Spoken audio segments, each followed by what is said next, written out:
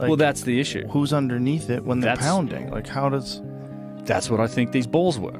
So I think they're very difficult to break. They've taken away all the broken ones. The only ones on site now are these like little nice rounded ones. And even then, you can't do it from all in a couple. You have to kind of let it go and catch it, and your arms would burn out in no time.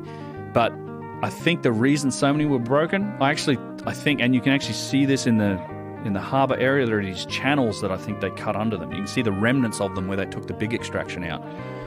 And I suspect what they did was they would shove these balls of dolerite in there, and it would provide them enough movement or just enough support where they could cut the rest of the whatever, scoop out or remove the other attachment points.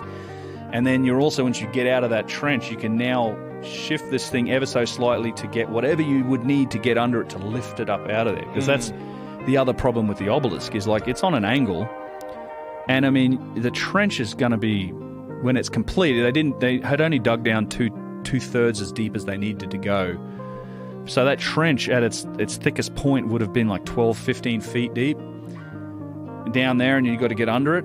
So it's on an angle. You have to lift that thing up 15, 20 feet up in the air to get it out of the trench, and then somehow move it to get, it's this rocky, crazy environment, to move it to get it somewhere to then take it wherever else you're taking it. But you'd have to be able to maneuver. So I honestly think those dolerite balls could have been used as primitive ball bearings that were just, that's all they were used for, was to support it while you cut it free.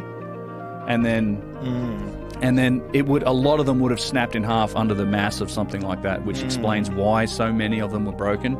Because you ain't broken those things by pounding on them. Like, it's just not going to break. That actually makes sense, that they were used as some sort of a ball bearing.